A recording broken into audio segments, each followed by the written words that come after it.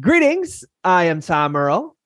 Welcome to the celebration. We know you could be anywhere, so the fact that you are here today, sharing your greatest gifts, your time and energy means the world to me.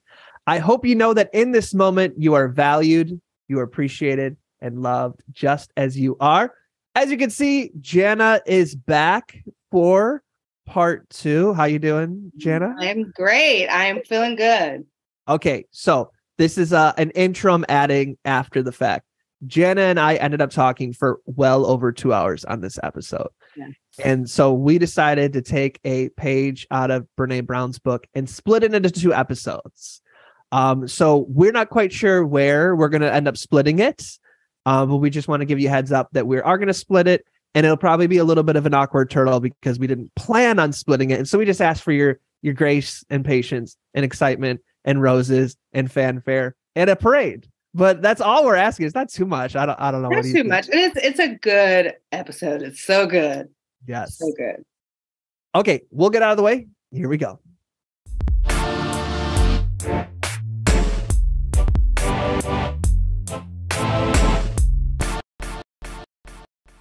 So many questions I want to dive into.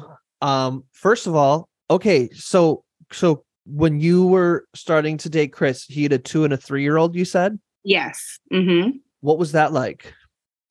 It was cool. I mean, it was, I think, I didn't, we were together for 6 months before I met the kids. I wanted to make sure that our relationship was our relationship and that what held us together was the bond that we have and not this dynamic that we've created as a unit with the kids. I was really, careful about that because I had been in situations where I gotten so attached to the kid and I'm like, well, the dad is, I'm over him, but like, oh man, this kid is great. I want to stick around. So we were both very intentional about making sure that our bond was strong before I met the kids. And I think when I met them, like it made me love him even more because I got it unlocked this whole Chris as a dad that I'd never seen before. And being a father is his life's joy. I mean, the kids are, you can see his face light up when he talks about them. And he's such an incredible dad. And if, in the spirit of full transparency, on our first date, I actually told him, I'm so glad you have kids because I don't want any. And then seeing him as a dad, I'm like, I want one with you. You're so amazing. Yeah. So it was great. And, they were so young. And so we did have a lot of like potty training and those things that were just kind of, just tough to kind of go through. For me, I wasn't a mom, so I felt like I didn't have that instinct, but I learned pretty quickly, just, so we could be a team in a village and we could all work together to kind of support these beautiful babies. And so it was great. It was a lot of fun. We built a lot of memories, especially with it still being the pandemic. I met them February 2020, so right before the pandemic. And I think our bond grew very quickly because we were in the house. That is interesting. We both kind of became parents at the same time. Yeah. Yeah. Yep. Look at that. Yes. So it was cool. It was an interesting journey and one that really shocked me because I was very much on my, like, I'm traveling the world. I'm bold and audacious. I don't like to be tied down. I'm doing what I want to do. And then it was like, texting my mom friends like, hey, what potty training methods work best for you? I definitely relate to that. I did not want to have kids. That was an agreement where Adora was like, we're either breaking up or we're getting married and having kids. And I was like, okay, we're breaking up. And that lasted less than 24 hours. I was like, never mind. I can't live this life without you. Oh. So that was a surprise to me where I was like, oh my God, I love this. I kind of was like thinking, I'm going to kind of, like get through it until she's in high school. And then that's when I'll be able to, because I've always worked with high school kids and they're the best age. So I'm like, then I'll be able to rock it. And then I was like, no, this is fun now. Yeah. It's a lot of fun. What are your kids? am I appropriately saying your kids, or should I say something different? My bonus babies. Okay, what are your bonus babies? Do they like going to the playground? Do they like the iPad? What's some of They their love their scooters. So we so they have scooters and we ride through the neighborhood. We have a really quiet neighborhood, and so there's not much traffic, and so they love to just go around in all the cul-de-sacs and make commentary in people's homes, especially with Halloween having just passed. They're pointing out all the haunted houses they wanted to go to when they trick or treat. So yeah, they're really into the scooters. They're really into the playground. Chris built them a playground in our backyard, which is so cool. Awesome. So they love that. And they love to dance. We have a lot of dance parties at the house. Most parents would probably frown, but we have dinner and dancing. So we play music while we eat. And, sometimes we get up and dance while we eat. And I think that just makes dinner time fun. And so they're always requesting songs. The sweet girl, she's 4. She requested a Kendrick Lamar song the other day, which was really funny. And I mean, so she hears, the music we listen to. And of course, now anytime I play a song, she's like, is this Beyonce? So they love Renaissance. They love Renaissance. The boy, he's 5. He's like, can you play Move Out the Way? And so they know Renaissance front and back. So, that's what we do in our house. We dance, we listen to music, we listen to Beyonce. And how does bath and bedtime going? Smoother. It was hard at, they always have their days. I love how kids pretend like that they're doing something for the first time that they do literally every single day. And it's like, you have to take a bath. We do this every day. Like, what are you doing? And so they've gotten a lot easier with it. We started a tradition where so we are really trying to get them away from like all these YouTube videos and like bring them back to our roots. And so we have them watching old school Rugrats now on Paramount Plus. And so they're really into it. And so they love bath time now because it's like bath time, pajamas, and we all get into bed and watch Rugrats. And so they are really into it. They love Tommy and Chucky. So that's made bedtime and bath time a lot easier. And they know when the episode's off, it's time for bed. And so we have no meltdowns, no issues. It's been smooth. That's wonderful. Mm-hmm. Yes. Yeah. Same. I found that YouTube, especially when my daughter, like when we're driving on a road trip or something, she knows we can't change it because like she's in the back, we can't change it. So she just accepts what's on. But when I'm doing her hair and she's watching like TV, she knows I can change it with the remote. Mm-hmm. So it's like, it's such a, as marketers, we know that choice kills decision. So because she has so much choice, it like gives her anxiety. So she's like, I want this, I want that, I want this. And so I've also stopped doing YouTube. I'm like, this is it. We picked a movie and it cannot be changed. And I found the like elimination of choice in this instance. Yeah. Like relaxes a little more into the experience. Yes. And that's a great point, because I have learned to stop phrasing things as questions, because I have been really, I'm all about, I don't know if it's gentle parenting or what, but I'm like, kids, they need freedom to decide for themselves. And so I'll ask, I would ask in the morning, okay, you want to wear stripes or you want to wear, this, or you want to wear, stripes or dinosaurs, you want to wear ballerinas or rainbows, I'll give them options. But then, now it's kind of been like, and I'd be like, hey, do you want to, hey, so you want to go ahead and clean up your room and then we can get ready for dinner? No. Okay. This is what's about to happen. You're going to clean up your room and then we're going to go get dinner. We're going to go eat dinner. Like, it's like, don't give them a choice. Chris is like, stop asking questions. Just tell them what they're going to do. So yes, choice kills decisions. You give them a choice, they're going to, I tell them what to do. This must be how dictators feel. They're like, the people out there don't want to decide. They want me to tell them what to do. Right. Exactly. Have I become a dictator? What? What is it called? My A big light bulb benevolent. moment from this whole podcast. I've become a dictator. Oh, Oh one man. one thing that's been working for us is and I got it from my sister's daycare person is I have started to set an alarm before a lot of things. Mm-hmm. So I'll be like, okay, 20 minutes, we're sitting down and having dinner. And then I'll be like, 15 minutes, then 10, then 5, then 3, then 2, then 1, then the alarm goes off. And then she's like, boom, she gets up from whatever she's doing. She washes her hands, she sits down and eat. And then Oh. I'll be like, okay, 20 minutes from now, you're getting in the bath. 15, 5, 10, 1, 2, 3, 2, 1. Alarm goes off, she gets in the bath. So I've been fine. And I do that for like when we're leaving the playground, when like this morning I was doing her hair and she was watching the iPad and I was like, I finished.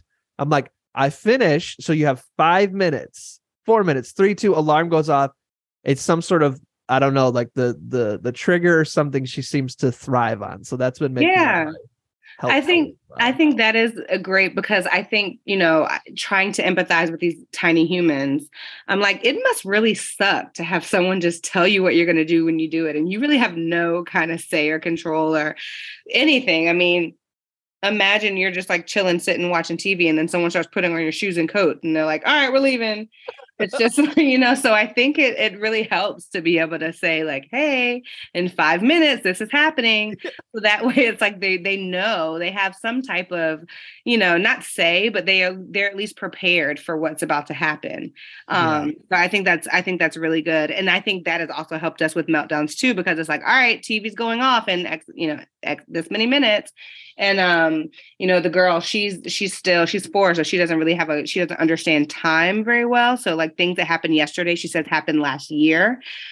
She's like, remember we did this last year? And I'm like, yeah, we did that last night, babe. Like and so it's been very helpful to be like, hey, all right, TV's going off in 5 minutes, or coming to check on you in 10 minutes, and then you're going to have to go to bed, that kind of thing. It really, versus just going in there and saying, all right, TV's off, bedtime. It makes a difference. Yeah, it does. Mm-hmm. How you doing on time? Do you have to go in 4 minutes? Oh, I'm good. Okay. Have you heard of the Dr. Clark, the doll test experiments? Yes. So I re-looked that up, and did you see the one that person remade A Girl Like Me? I think she did it like 2007, 2008. No, I didn't see that. So she did like a newer version. I think it was somebody out of New York. And so I was like looking up how old those kids were in that. And they were between 3 and 7. So is like, it kind of just is a explicit reminder to me of like, okay, so whether or not she's saying it from these like experiments they've done, that as young as 3, kids will have a preference based upon society's pressure of which doll's pretty and not. Yeah. Whether we like it or not. And I mean, I think also the media absolutely plays a part in it. Just what kids see and how, and the examples that kids see of, what beautiful is. I remember I have a niece who is her mom is half black, half white. Her dad is all white. And so she looks white. And, she was really into Disney princesses, most of the white ones. And I know she told my mom that she couldn't be beautiful because she didn't have long hair, and the fair skin. And it's like, she didn't say fair skin, but, your skin needs to be lighter. You don't, your hair is not long enough. And it's not because she had some like hatred for, brown skin, but it's really like, if all you see and, all you play with are beautiful white dolls with long flowing hair, then that's what you're going to view as beauty. And so I think that's why I think when people are so angry or outraged that we're talking about diversity and representation, it's not that we're trying to eliminate whiteness. It's really that so more kids have more examples of what beauty can be. I mean, even there's the example that I refer to a lot where you know, if you go on Pinterest and you search hairstyles or something, like you have to specify Black hairstyles. Because if you just search the word itself, you're going to get an overwhelmingly white response. And so, you know, even if you know, put in beautiful women, it's going to be overwhelmingly white. You have to put Black beautiful women, you know. That's something that when I was planning for my wedding, hairstyles, I'm looking at wedding hairstyles. And then I had to go back and add Black wedding hairstyles just so that I could see things that look like me. And I think that we need to eliminate so many barriers to just normal representation, so that kids don't feel the need to, you know, you can't be pretty because, you know, because you're this, or, you know, that's why I think representation is so important. That's such a good point. Yeah. I mean, little shout out to Little Mermaid coming out. Yeah. Which people are upset about, but it's like, I mean, how great is that? I mean, what's the harm in a little Black girl being able to see herself as, you know, a mermaid? Not that she'll ever be a mermaid, but it's just, it's like in these imaginary worlds, especially, like, why not have diversity? I mean, why not? I think it's been a theme of 2020 is just whether it's white folks or men or straight folks, and I know it all can intersect, but just the like, hey, it's time to let go of that. It always is you as the default. So like me, for example, it's like, no, I don't like that. I like the way things are always just defaulting to me. So let me just get pissed off about that and start a YouTube channel or run for president or right. Run for president. And it's like, what are you really losing by there being another option? Exactly. Nothing. Nothing at all.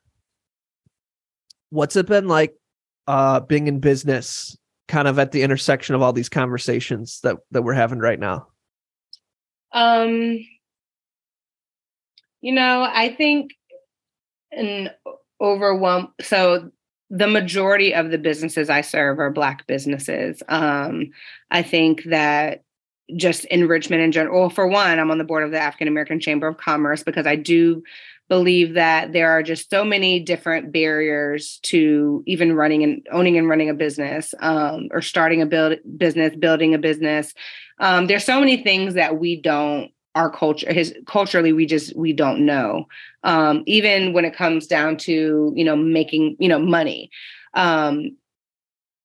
I have, you know, most of the so I have a business coach and I have a mentor, and they work with me a lot on my rates, and they're both white.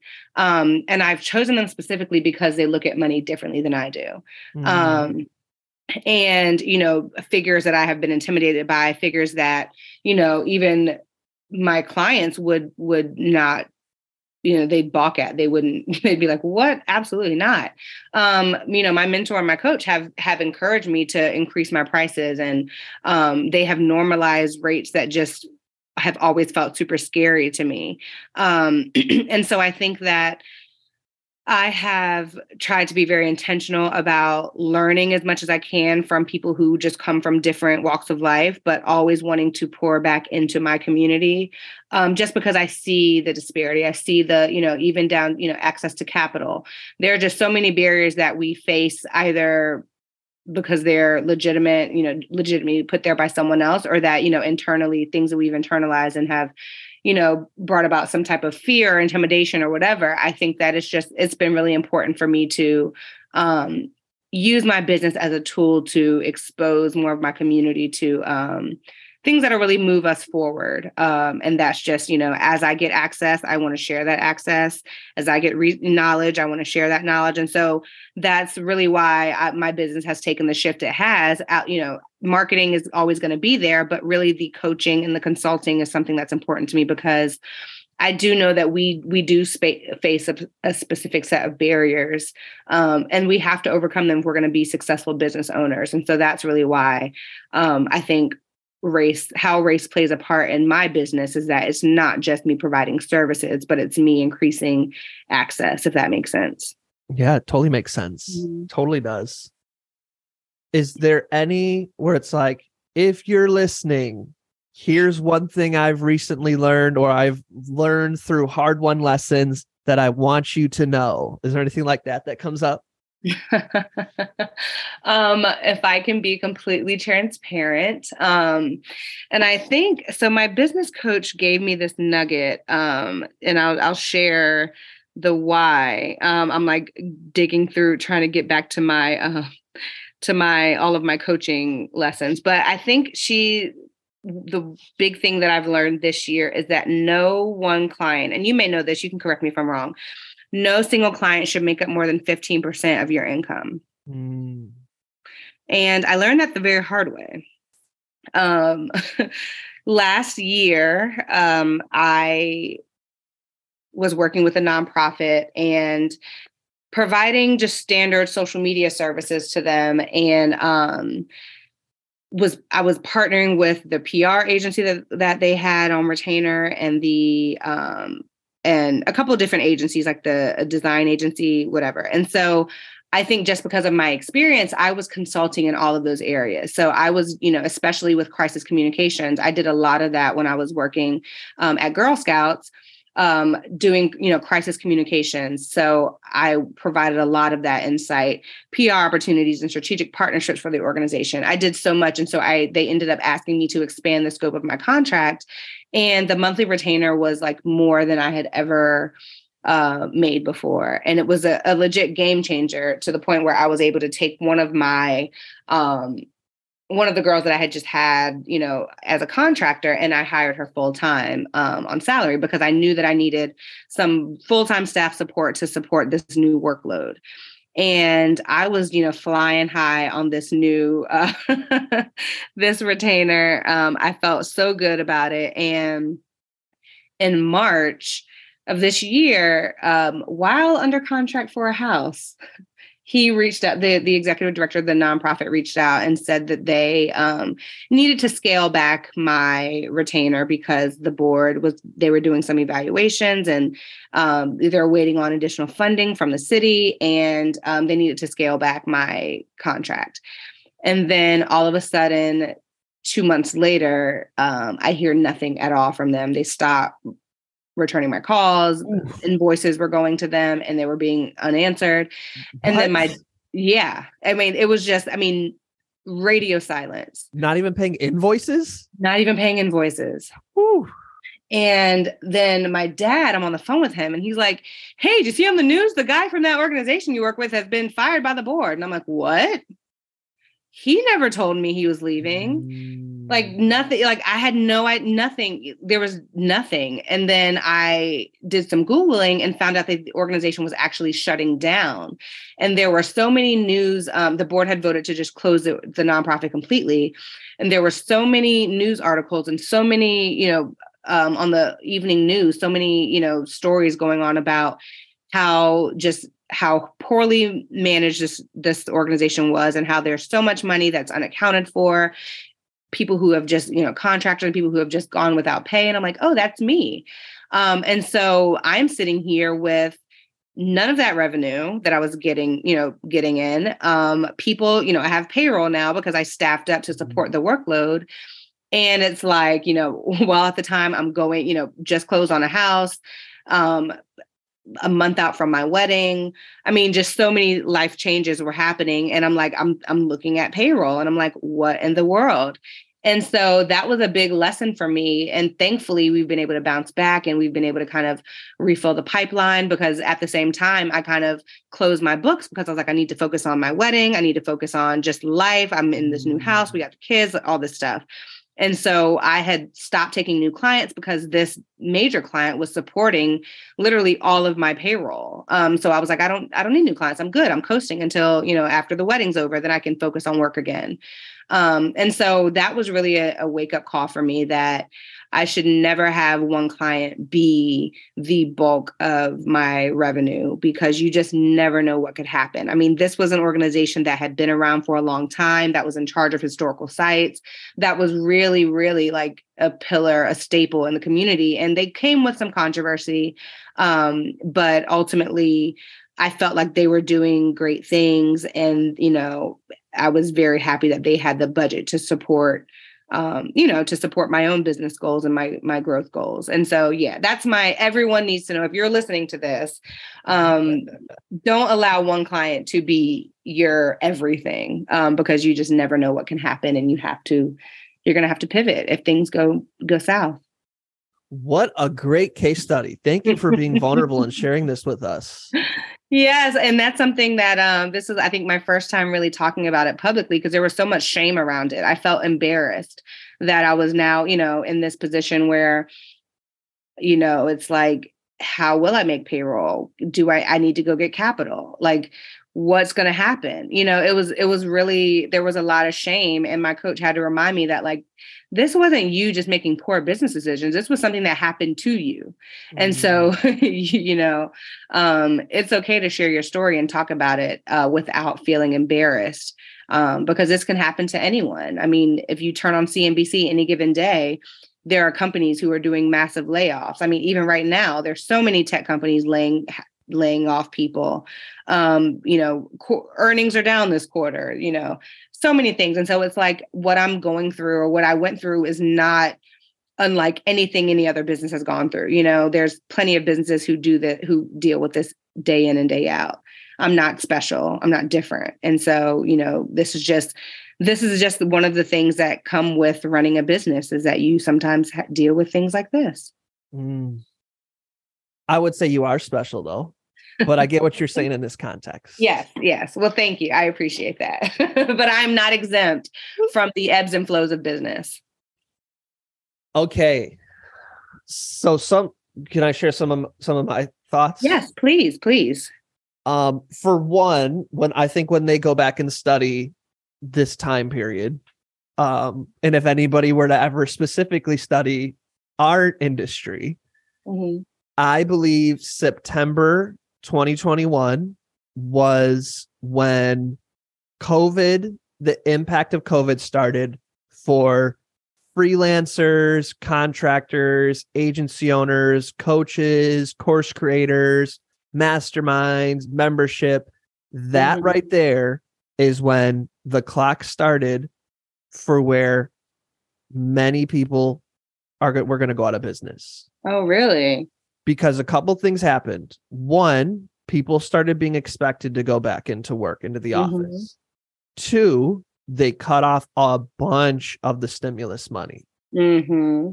So everybody was at home feeling very much like they had a safety net and like they had the time. And even if they had to work, that they could do whatever they wanted. Right. So they were like, I'm going to invest this money in my dreams. And so most of us were selling, I can help you achieve your dreams, whether mm-hmm. that's as your coach, your copywriter, your agency, your member. Yeah. And then people are like, dope, well, I'm getting anywhere between $1,000 to $3,000 a month from the government. Like, let me give you that money. Mm-hmm. And then at the same time, as the business owner, you were getting that money from the government. So things were really good. There's high demand and there was lots of cash and we all had safety nets. And then all of a sudden, all that money went away. It was gone from you, the business owner, your safety net and your client's safety net. And everybody had to start going back into work. Mm-hmm. And so slowly but surely, I'm sorry, what were you saying? No, that's a great point. So slowly but surely, people started to cancel things. Now, I think that that's great advice for big companies, what your coach shared. Mm-hmm. I think that it has to be slightly tailored to small businesses because for the most part, you're only going to have a few clients. Very and true. If there's a client who's like, I'll pay you bank, it's like, why not take that opportunity? But I think the caveat has to be that you can't build your business around one client. Mm-hmm. Yeah. And that's a better way to put that. Yeah. and as soon as you started sharing, I was like, oh, I hope Jenna didn't hire someone. And you're like, and I put someone full-time on payroll, not even on as a contractor. I was like, oh no. Yeah. Because it's tough, because what I found happens is to make that kind of money, you have to spend more. Mm-hmm. Yep. Yep. And then when that dries up, like it's so my realization was when I started spending between $20,000 to $25,000 a month on ads. Mm-hmm. And it was like, great, that's how I'm making like this much excess. Mm-hmm. But if like when I was spending $1,500 a month on ads, if I have a bad month, I'm negative $1,500. Mm-hmm. But if you have a bad month and your expenses in your business are like $40,000, like one bad month means $40,000 of debt. Right. So it's like you are way up there, but your risk has increased with your income. And so when you like, you can have one bad month and you're done. Your business is done. It's not like when you were like doing it part-time and still had money from your, it's like, you know, back then you could have 6 bad months and you'd be fine. What do you not have? $5,000 in debt. Right. But one bad month and it's just as a ripple, because someone somewhere was probably like, I don't have money to donate. And then that company that maybe this isn't exactly what happened. Sounds like there was some scandal, but more or less, like if we just look across the board, it's like, I don't have money to give you. Okay, then I don't have money to give you. Yes. Okay, then I don't have money to give you. Yeah. And then it's just like boom, boom, boom, boom, boom, boom, boom, boom. And then we're all just, you are exactly right. That's exactly what happened. So I think if you get a client like that, and I actually do think sometimes it's smart to make the strategic decision to go, you know what, instead of like diluting my energies, I'm going to go all in on one client. I think that you just have to anticipate that, like, okay, if they give me the 2-week notice, what will it take to take my expenses back down to 0? Yeah. Will I have enough to give everybody 2-week severance? Like, what is the honorable thing? Will I have enough to pay to keep myself afloat for 3 months? And I think you have to like save and budget and prepare your team that it's like, look, you are here because of this client and they will leave.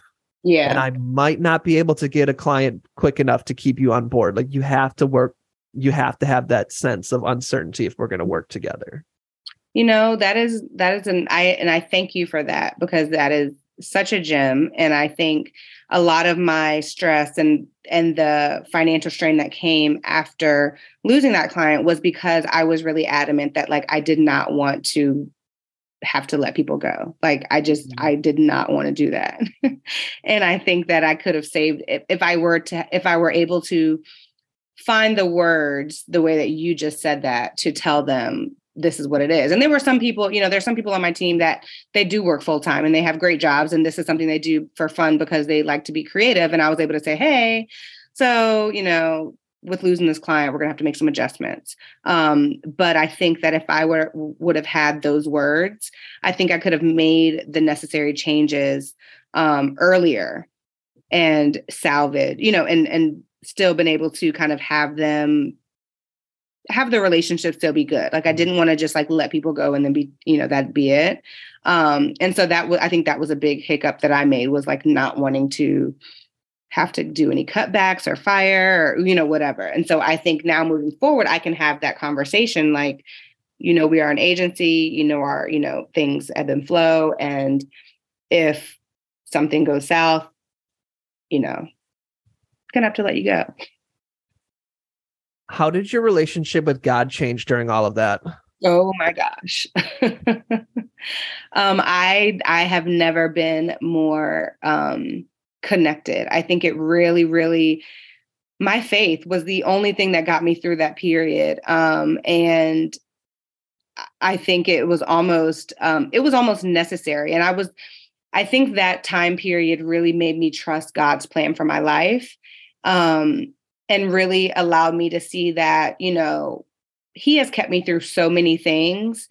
And this is just one more thing that he is going to keep me through. And he wants to show me that, you know, my security in business and my livelihood does not come from one client, but really comes from him. And so I had to really, I mean, I listened to so much gospel and I prayed so much. I listened to so many TD Jakes sermons, and my mom was sending me things, and like I really got closer with God, because I had to trust that he had a plan for my life. And I think that what it all boiled down to was, me just being open to whatever plan he had for me. I thought this one client was about to be like incredible, the biggest opportunity for me, and a career changer, a career shifter. But I think that everything fell apart so that I could rebuild.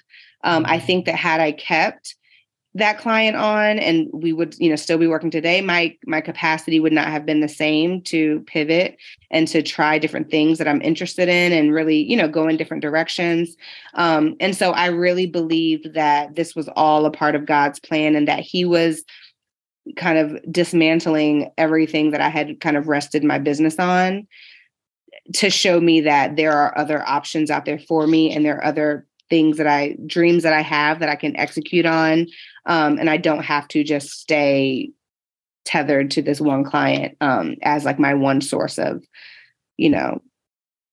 sustaining myself. So I really trust God's plan for my life now. I believe that he has given me a fresh start. It just took a little, a rough couple months before I could see it. But now, having been, being on the other side of those financial issues, I fully believe that this was exactly where I was supposed to be for the things that I want to do with my business next. Mm. Mm-hmm. And I think if I may, the word I would use to describe it is actually painful. Mm. Unless I'm wrong, but when I've gone through times like what you're describing, it's actually painful. It's not rough. Yeah. It hurts. Yeah. And am I off on that? Oh, not at all. You are spot on. It hurts. And it really took my fire out of me. Like, I mean, my confidence took a hit. I wasn't recording my podcast. I felt like I didn't have anything to say. I felt like I wasn't deserving to get on a microphone and tell people about their business and coach people through their business. I felt like I had failed, and it was painful. It was so painful. My coach had people that she wanted to connect me with. And she said that she was like, I don't feel like you're ready. You look deflated. You just don't look like yourself. You don't look confident. Like I need you to get back to yourself, and I need you to get that spark back. But it was painful and hard. Well, next time we go through that, because we will, call me. I will. Because I've been there, and it'll be a friendship call, rather than a business call. I appreciate that, Tom. I thank you for making yourself available. Yeah, I do. Because I've been there. I've fallen on I'll probably will have been like, yep, I just fell on my face and don't want anyone to know as well. So.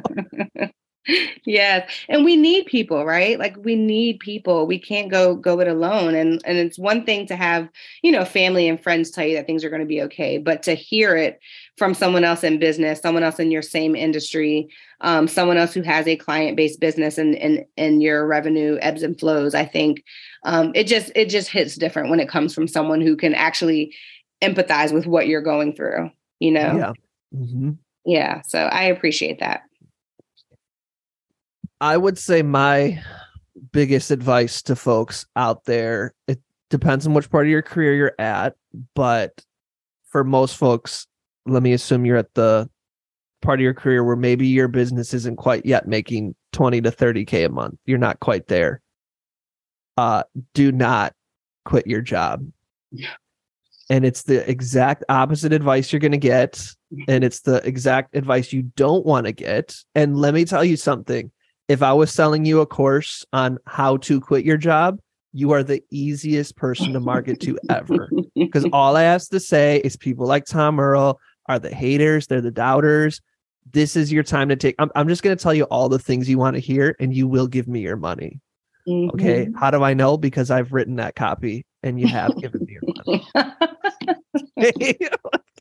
Let me keep it real. First of all, this is the biggest mistake I see people make mentally. They go, The problem is I'm not making money because I'm not spending enough time on this. Yeah. That's not it. Yeah. Going full time is not going to make you more money. Nope. It's not.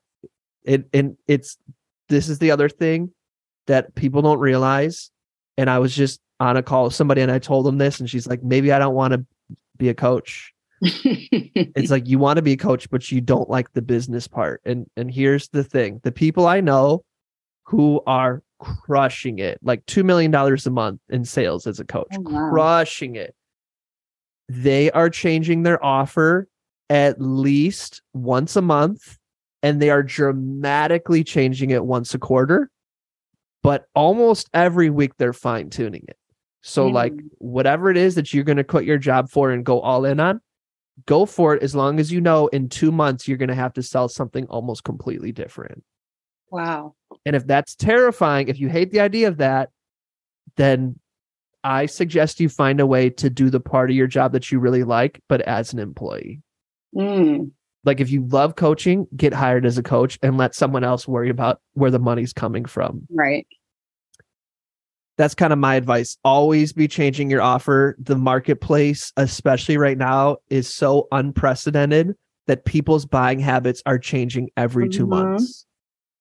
Wow. That's great advice. So those are my things. I want people to be a little more cautious, less all in, bet the farm. And I agree with that 100%. I know that is not my story. I did quit my job. But I think that worked for me at the time, being 26.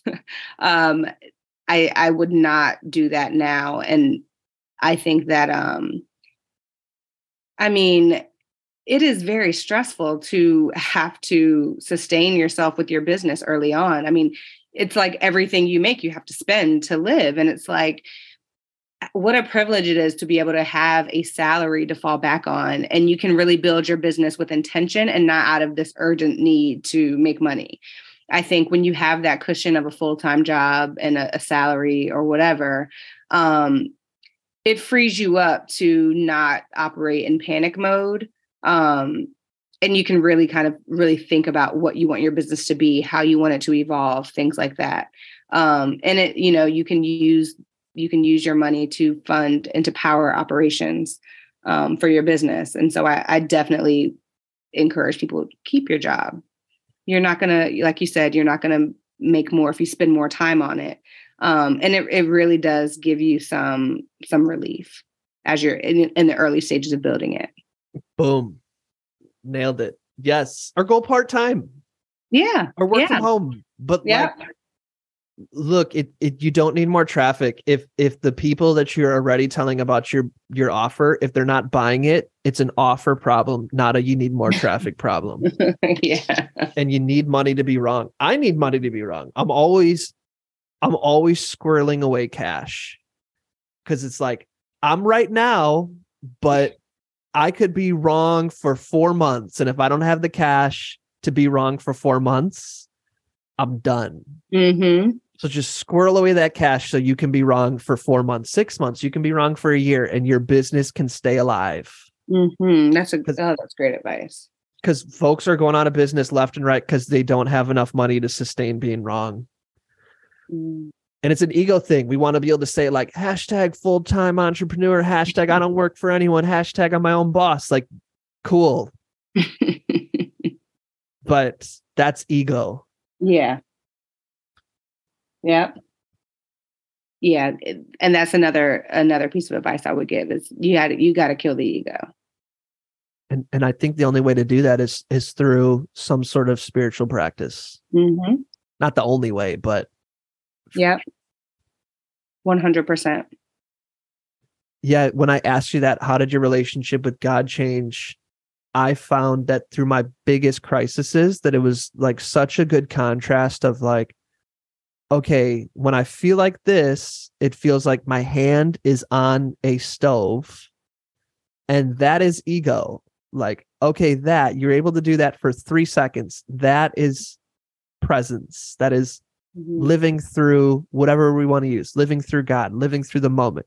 And I found that the contrast was so significant that like, I was like, because when things are good, like presence and then the ego can almost feel the same because the ego's satisfied for today. Mm-hmm. But when the ego's in pain, I feel like that contrast can really give you an opportunity to be like, what does it feel like to really lean into God? Like, oh, that's what it feels like. Yeah. Yes. Leaning in completely. That's what I've been doing for sure. Jen, I feel like we could talk for the next 2-3 hours. So seriously, why don't we go ahead and give it a pause here and maybe have an intention to get together sooner than 3 years. I think that's a great idea. I think we need to chat regularly. I think there's so much to talk about in just how personal life evolves, but especially with business. There's just so much, our industry changes all the time. And so we got to stay connected. We do. So one of the things I'm going to experiment with this year is having regular folks on the podcast. Okay. Because I find that like, it's like friends too. Like one of my friends I just caught up with, I haven't talked to him in like 6 years. And I was like, okay, cool. Now we're caught up. So when we talk next, we can just talk about fresh stuff. Mm-hmm. So, I mean, there's way more we can catch up on, and I'm sure we will, but it means next time we get together, we can just get right into it. You know what I mean? Yes, absolutely. Absolutely. So maybe like January or something, when we get through the holidays, we can have you back and work through some stuff. Let's do it. Maybe we can talk about kind of some 2023, setting some intentions and talking about vision. And I think we should do that. There it is. We set the intention. We'll have you back in January to talk about some vision setting stuff. Yeah. I like it. I love it. Okay. Where can the good folks get at you? Instagram, Janna, JANNAM Joyner. I am pretty active on there, really engaged, rolling out some new things, which I'm excited to share with people. Of course, the Forever Fun Employed podcast, picking that back up. I'm excited to really grow the Forever Fun Employed brand, and to provide some coaching, or consulting, which is something that I've recently launched. And then my website, leapinnovativegroup.com, for digital marketing and branding help or some business consulting. Y'all, let me tell you this right now. Janna is the real deal. Okay. I'm not just hyping. If you go back and listen, I don't hype people for unhype's sake. I had Janna come and co-facilitate a writing workshop with me, and Janna blew me away. Okay. Blew me away. Thank you. So if there's anything Janna has said that you resonate with, and you're in the market for anything related to business, specifically branding, coaching, just have a conversation with Janna, see where it goes. You're not gonna regret it, because she is phenomenal. So I thank you for that. Yes, I co-sign. There it is. There we go. It's all about the co-sign. Okay, Janna, our closing ritual is to share an invitation. What would you like to invite people to think about, to consider, to pray on, to try, to listen to? What is your invitation? My invitation is to, in a world that is so heavily digital, and we're on a digital platform here now, I invite you to seek some in-person connection where possible. I think we have grown too comfortable with, being behind our phone, and that's become our new comfort zone. We can say anything as long as it's behind a screen. And so I just invite you to challenge yourself to make some in-person connections, really build some meaningful relationships with people that you don't normally talk to. Get out. Let's bring back that in-person experience. Do you consider phone calls an in-person experience? You know, phone calls work. I think because you're still in this kind of, you're operating in a space of the here and now and on the fly, and not, you don't have time to overthink your responses or craft your messages or how you're going to say something. You don't have to you don't get to think too hard about what you're saying or how you're coming off. You can really be authentic and in the moment with phone calls. And I think that's really what I'm trying to get at, is that, like, let's get away from these heavily curated personas and really kind of get to the, the here and now, the rawness of just having conversation. And so if that conversation happens over the phone or on FaceTime, that still works, but let's just get away from hiding behind a screen, hiding behind text and words, and really kind of just talk. Yes. Yes. Can I add my invitation off of your invitation? Yes. Yeah, I want to recommend y'all reach out to somebody that you haven't talked to in a while and ask them if they want to catch up. I like and that. It can be in person, but there's a lot of people in my life that I've been messaging that's like, hey, do you want to talk on Sunday for 2 hours and just have a long form like Jana and I just did here? It is so nourishing. It is. It's so nourishing. It really is. This was so good for my soul, this Yes. conversation. Thank you for having me, for real. Oh, thank you. I mean, it's, once again, you're phenomenal. I mean, you asked me great questions. You went to deep places in your own life. And you have an eclectic interest as I do. I mean, we went everywhere: business, music, relationships, everywhere. We did it all. And that's why you are so great. You make conversations so easy and seamless. I appreciate that. Yes. Look at us with our words of affirmation. That's my love language. That's my love language. Me too. Me too, for sure. What are yours? Do you know the order of yours, or do you just? I know words of affirmation is at the top, and then quality time, physical touch. I know receiving gifts is at the bottom. So I think over that is acts of service is words of affirmation, quality time, physical touch, acts of service, gifts.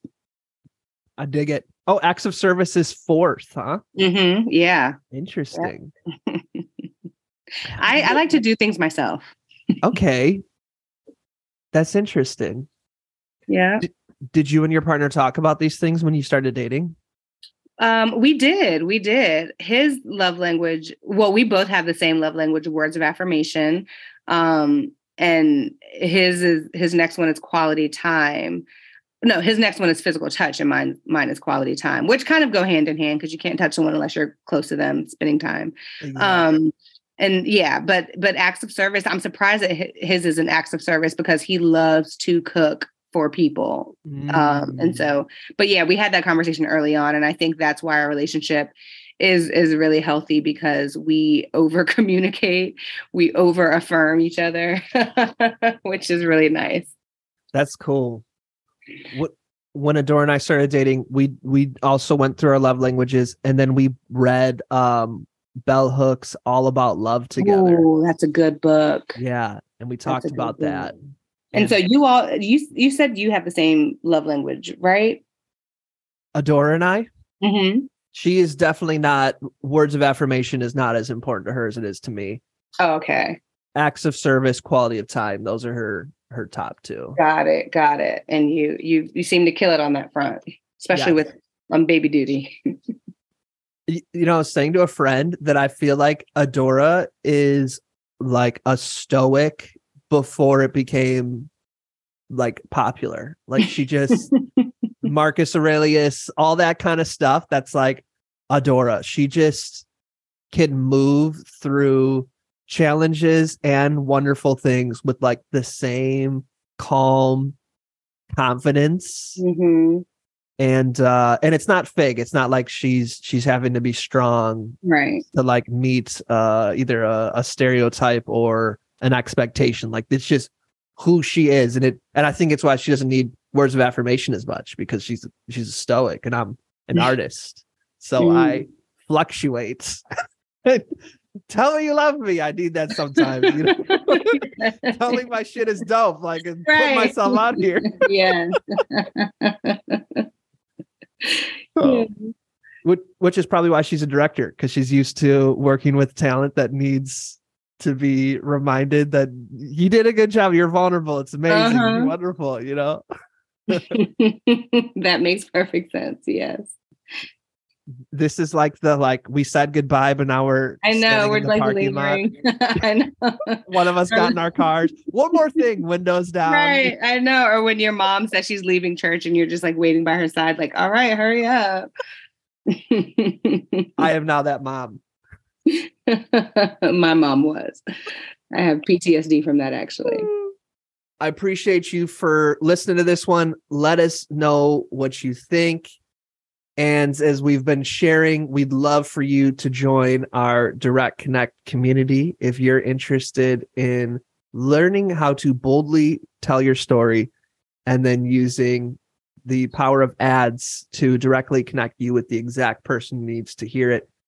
Come join us. We have scholarships available to anyone who needs it. We want you to be a part of our community. tomearl.me/DCM invite. You can find that in the show links as well. My friends, as always, we're wishing you peace and blessings. Thank you. One more thing. I'd love to continue the conversation. Feel free to join me at tomearl.com/join. Subscribe below, or let's connect on social media. Tom Earl Artist. Thanks again for watching.